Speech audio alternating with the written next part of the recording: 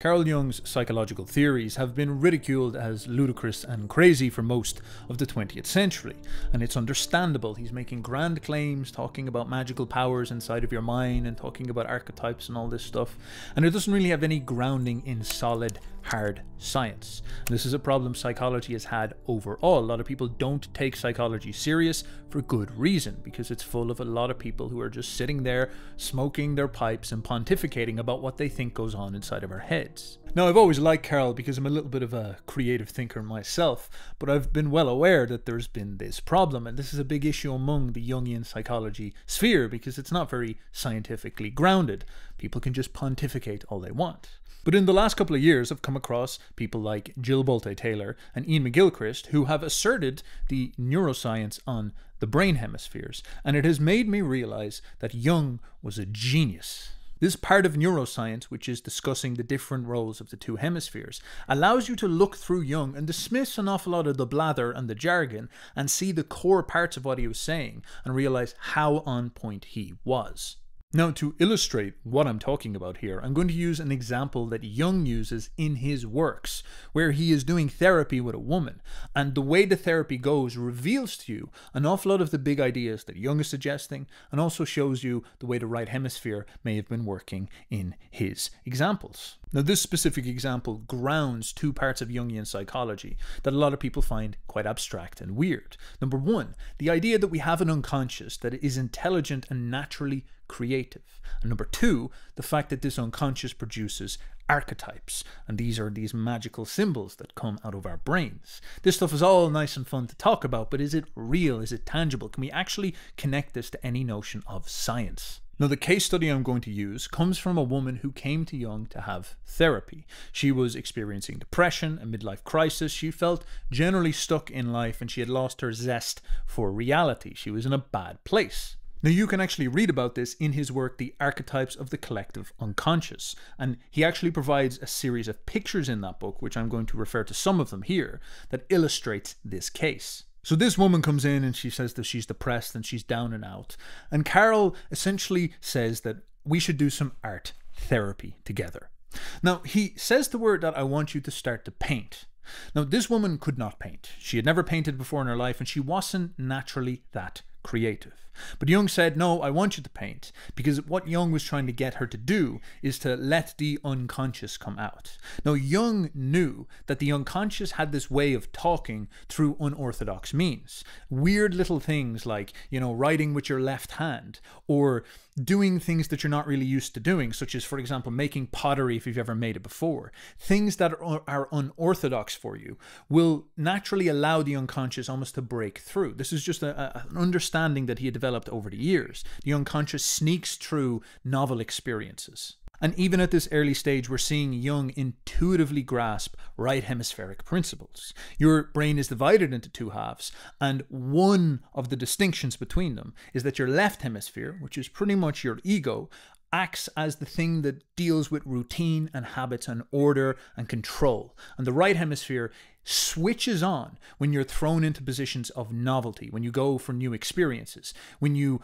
explore things that are new or try things that are new. When you go to learn piano, it appears that your right hemisphere switches on and helps you figure out the things initially, and then as you learn the piano, it moves over and the piano becomes an activity you do with your left hemisphere as you become ordered and controlled, and it becomes a habit.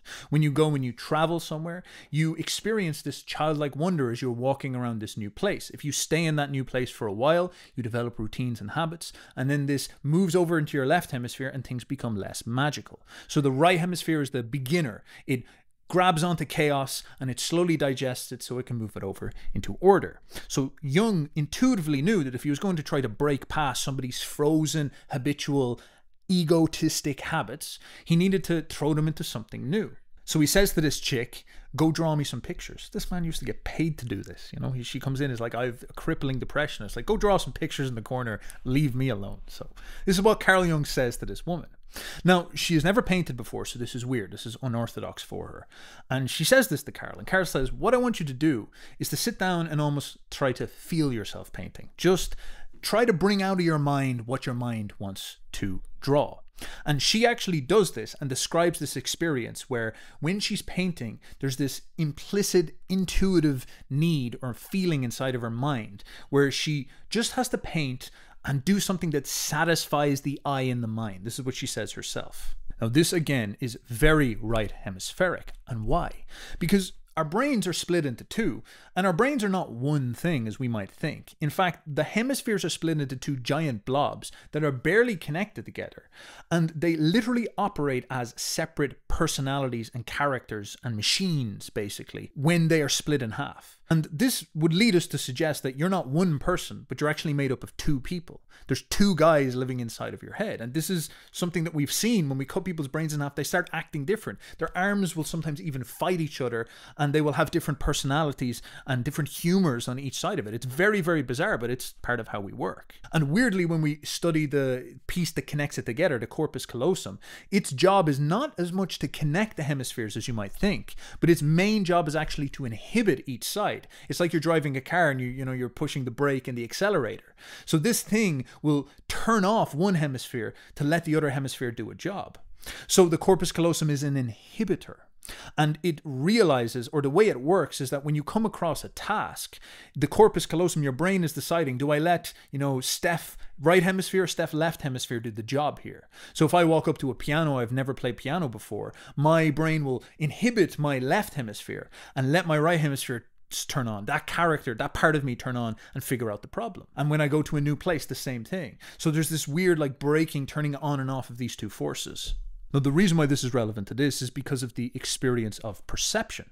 Both of these two characters have an outlook upon the world, but the right hemisphere can't talk. It doesn't have the capacity to use language in the way that we use it with our left hemispheres. So it's there, it's paying attention to reality, but we don't experience it this way. And oftentimes the way you would experience something like this would be very subtle. This is the problem in an awful lot of our minds. Our language dominant conscious left hemisphere kind of bullies out of our attention the right hemisphere. We don't really notice it doing its job. It's kind of hidden there on on our shoulders like a guardian angel. It's a very strange state of affairs going on in here. And so when this woman sits down and she's trying to draw a picture, she'll have her chatterbrain left hemisphere be like, I don't know how to paint, I'm depressed, I'm in my stuck routines of being a depressed woman, I'm in this midlife crisis, this is stupid, what am I, the self-talk stuff that people talk about. But then there'll be this intuitive hunch, this perceptive voice or feeling in the back of her mind, which we could imagine is the right hemisphere,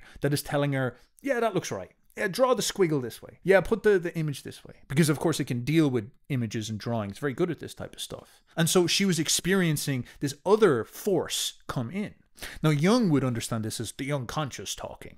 And he's actually correct. This was the, maybe you could say, less conscious or unconscious right hemisphere bullying its perception or revealing its perception to this task. And so Jung encourages this woman to listen to that mind's eye, that perception from the right hemisphere, the unconscious. Let the unconscious talk. Now, he doesn't use this jargon. He uses the term that she gives him because he doesn't want to interrupt this with left hemispheric concepts. He doesn't want her left hemisphere to show up and be like, what does the unconscious mean? No, he simply takes the intuitive language she's producing because he's a smart therapist, and he tells her, yeah, just follow that, trust that, do what that thing tells you. And then so what she does is she goes home, and then every night she'll sit down and she'll do a bit of painting.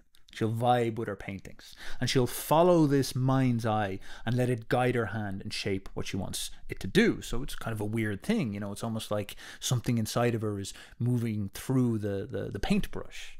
And she follows this, and she starts to develop this series of paintings that becomes very fascinating. So the first painting she produces is absolutely atrocious. She's not very good at painting, but it has form. It has something inside of it. So she was following this mind's eye, and she produces this woman who's trapped in a load of rocks. This woman that's like trapped in stone and trying to break out. And then the next painting after this is this woman's leaping out of this, and then she's jumping up into the air.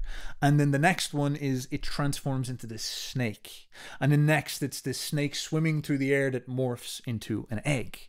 And she's not doing this thing where she's reading about this. She's not listening to what Carol tells her to write. She's just following her gut, following her mind's eye. And the way this therapy worked is that she would draw this stuff and then she would bring it into Carol, and Carol would try to get her to talk about what she was seeing. And she'd never analyze stuff. She'd never become an art critic of her own art. She'd simply just produce it. And then when she was with Carol, he'd start to ask her questions and try to get her to maybe bring in a little bit more understanding of what might be coming out of this. So in a very weird sense, these paintings were pouring out of her, outside of her conscious mind, because they had learned to push this out of the way.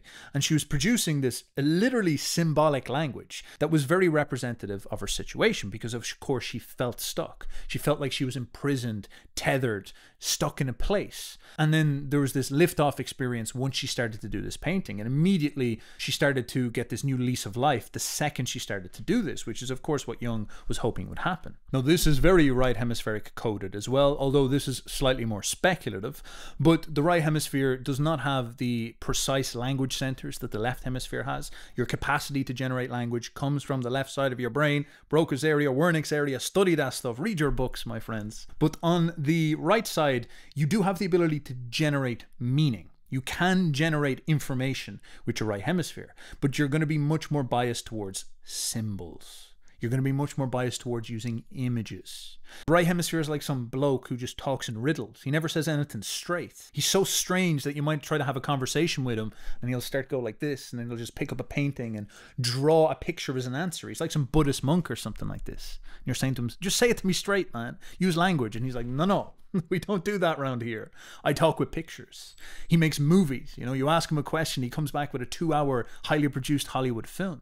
This is what the right hemisphere tends to do. It's symbolic in the way it communicates. It generates meaning through images. Now, this is definitely not an inferior way of communicating. We all know that a picture says 1,000 words. Your right hemisphere is that dude, that autist on Twitter producing memes. You know, that's what it does. It's a meme machine. And your left hemisphere is some type of blathering academic professor trying to be cool, trying to be like, well, this is how this is the problem inside of your brain. It's a social problem as well. The right hemisphere is a shape rotator, and your dominant conscious mind is a word cell. Now, the reason why this is important is because when it is able to take over perception, we can only assume, and this is again speculative, but we can only assume that the right hemisphere must be able to talk, must be able to express its view. Now remember, your dominant left hemisphere is what you consider your conscious mind, but you've got this other bloke there on the other side of your head, and it can talk, and it has its own novel perception of things. It sees the world in a different way. Now, how different is your view of the world compared to your friends or your mother's or the guy down the road or something like that? They can have radically different ways of seeing the world. You have that same thing going on inside of your head. This right hemisphere has been watching everything you do. It's a guardian angel in the way it operates. And when you let it talk, when you do something like this, where you subvert the left hemisphere and get it to draw schizophrenic symbols, the right hemisphere will use that opportunity to communicate with the outside world, and oftentimes with you, because weirdly it's quite smart and it knows that you'll be watching this stuff. So that's quite weird. So when the right hemisphere communicates, it's using this symbolic language to articulate its feelings about reality. And so for this reason, this woman experiences almost a feeling of relief and a really bizarre experience of these symbols being very accurate to how she feels and almost like poetically representative of her situation. She did feel like a stuck woman in the rocks. And then as she released this part of herself, she felt like she was soaring and she was experiencing this new bird-like lease of life. And she felt this like vital energy rising up inside of her, like a snake power. Now, this is where we get into the wacky notion of the archetypes, because this right hemisphere is using a symbol language, a pictographic language. It's almost like hieroglyphs, you know? Snake is representative of vitality and power. It's like the tarot cards or something like this, you know? These grand archetypal symbols. It's not like letters. It's not like information organized in statements like a left hemisphere would like. It's not signs. No, it's symbols. And so the right hemisphere is communicating with this woman as like, woman stuck in rock, feel ground, heavy, dense, tough. Woman, hand over face, depressed. And then woman, launch up into the sky, power, shoot, fire, extreme. Woman, morph, snake power, vital, energy, life. snake bite own tail, Ouroboros wrap warp. It's this like primal, dreamlike language, the language of symbols. And Jung was well aware that when he studied all of art history, he would see this symbolic language arrive and arise over and over again. Because as people have dug into their right hemispheres over the course of all of human history, these seem to be like the super patterns that we've oscillated around. And this is something he experienced an awful lot in his career, and he saw it here once again with this woman, that she had no background knowledge of the archetypes or any of this stuff. She was doing this thing where she was channeling this right hemisphere, her unconscious, and it was producing out of it the primal images, the image of the vital snake, the image of the snake entering into the egg. All of this stuff began to appear in her works. The image of the snake eating its own tail, the alchemical symbols, it all began to show up. Now again, this is very speculative, but I do find this a much better grounding to the notion of an archetype than what most Jungians present, because they get lost in the weeds with this a little bit. They do get a little bit too speculative, and they're very easily dismissed as a consequence of this. But here we have a very simple notion that there's a half of our brain that operates like the unconscious, that is intelligent, creatively imaginative, and it is able to communicate, but it can't use definitive, left hemispheric, jargon-orientated, signifying language, which is language that we know it, but it can use symbols. It is artistic. It is like a poet. It can use symbols. And there is poetic metaphors that are often reiterated throughout mankind's history that kind of just make sense as very useful patterns. And this is probably the most badass part of this, is that they're inside you. You don't need to read any books. You don't need to study anything. You don't need to go and gain knowledge from the outside world. There's nothing out in the world that you need. It's already inside of you. Your right hemisphere has this stuff stored up almost instinctively. It's like written into your DNA. And if you can actually just learn to get that to talk by doing something perhaps artistic, like alternate paint or whatever it is, if you can get that to communicate, it will actually start to generate the super symbols out of your own imagination. It's already there inside of you. It's quite a powerful notion. And so Jung encouraged this process with this woman because he saw that it was healing her. He saw that as she was exploring this imaginative world and allowing this symbolic language to come out of her and allowing herself to paint these things and just getting out of her own way and letting the right hemisphere channel its will, these paintings would evolve. The symbolic language almost had a story inside of it, like a comic book. And she would begin to feel much more positive emotions as she was going through this process. These things would sort of heal her mind. They're magical symbols of healing, very esoteric, mystic astrology girl stuff, but it was tangible and it was real, and there may be science to back it up. Now, another thing began to happen here that's quite powerful as well. As she went through this process, she went from being very bad at painting to getting very, very good. Now, she did not get any formal training. Instead, she just followed this desire to satisfy the eye of the mind. And this began to naturally order her behavior. So it was almost like her hand was getting guided by some intuitive feeling, like she was doing a Ouija board or something like this. This eye of the mind, I would say the right hemisphere, guiding her hand, helping her shape what she was trying to do. And her paintings went from being crude blotches and crappy blobs that vaguely have a symbol inside of them to actually transforming into very sophisticated, well-ordered and shaped paintings with good use of color and a very original style. Now, this is very white-pilling for mankind as a whole because it suggests that this alternate unconscious right hemisphere is intelligent, is capable of learning, and is capable of following principles of design and developing creative acts. Remember, this woman was quite frigid and boxy and ordered and like an accountant type girl, and she was developing novel capacity for creativity. And this is not some postmodern stupid creativity where she was sellotaping a toilet seat to a roof or something like this.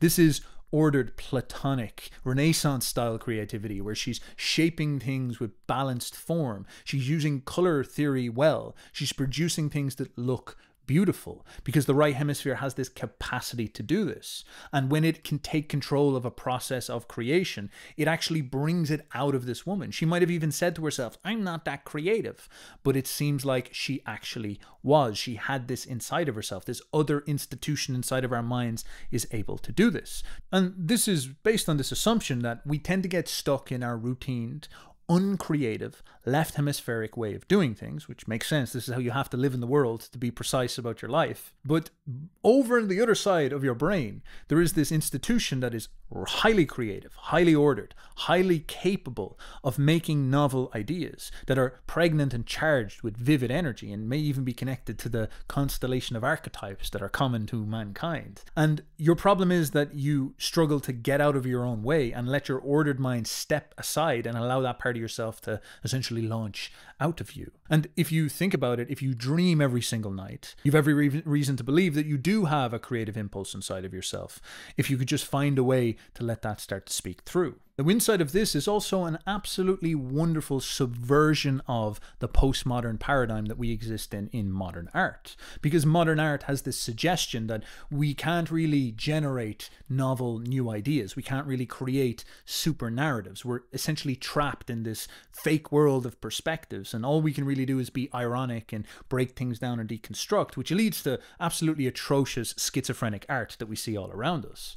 But this is suggesting something much more titanic and powerful, in that we have this magical, vital, creative impulse inside of ourselves that's naturally ordered, that will reach up to the Platonic archetypal super narratives, that can generate big ideas and great forms and style, that will reach towards things like beauty, which it understands much better than our conscious mind does. And our entire job is actually to get out of the way and to shut off this part of our left brain that, thinks about art as a postmodernist does, and instead for us to allow this dynamic superpower to blast out of our imaginations into reality and let its natural intuitive order present to us meaningful art. Now, on top of this woman goes through this process where she's generating these low-quality symbolic pictures of her being trapped in rocks. Then the story starts in the symbols, where she's channeling this right hemispheric imagination, this unconscious mind, and it generates the snakes and the eggs and the Ouroboros and the primeval egg. It's showing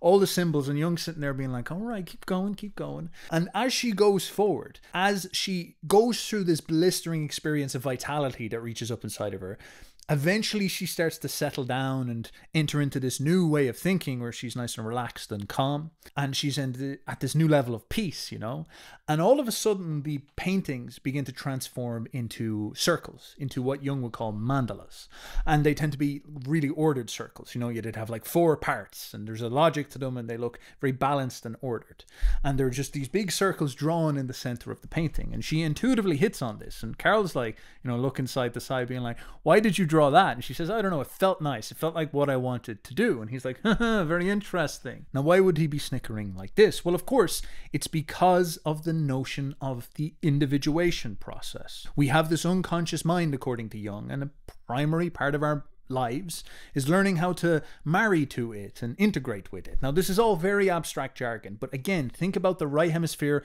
and the piano. What is the process of learning the piano?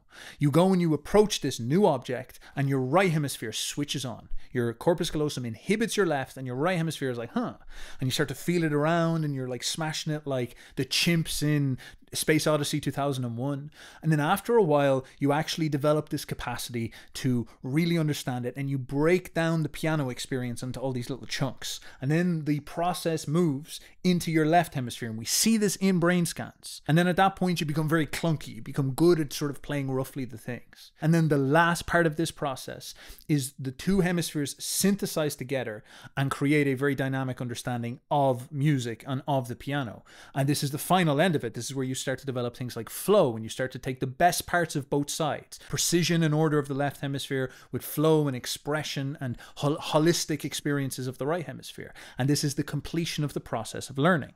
Now, that's a psychological process that you go through when you do new things. You start off in the chaotic right hemisphere, you integrate it into the ordered, stiff and frigid left hemisphere, and then you synthesize in order to put yourself in a powerful place. And of course, what Jung was suggesting is that the symbolic representation often used by our right hemisphere, our imagination, during this moment of synthesis where everything just fits together, is the ordered circle, the square, the mandala, the 4-point thing, this type of thing. That's the end goal. And so in this instance, this woman goes through a similar process, explores the new act of painting, allows this symbolic right hemisphere to come back into her life, and slowly she synthesizes and integrates in it. And as she's reaching the end of this process, as this process has completed, she starts to produce mandalas. And while this is happening, she's describing feelings of enormous peace and centeredness, of vitality, but the calm vitality of a Buddhist monk, this type of thing.